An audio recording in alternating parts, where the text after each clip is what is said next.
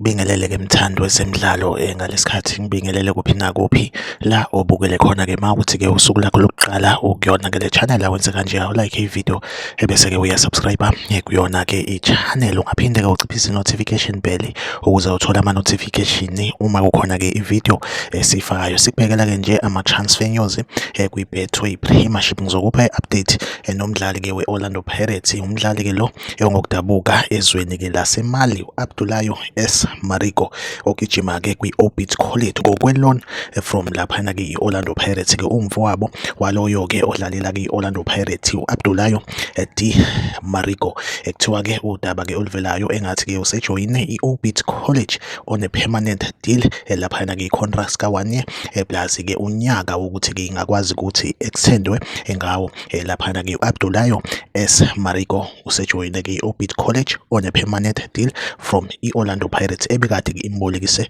kuyona-ke i-Orbit College. Iyona update engiphethe-ke njengamanje. Like ivideo, subscribe kuyona-ke i-channel. Mina nawe ngizohlezi ngikhona la ngikuletha-ke ama-transfer news kwi-Betway Premiership. Okwamanje-ke ividiyo yethu asibambe la, nisale kahle.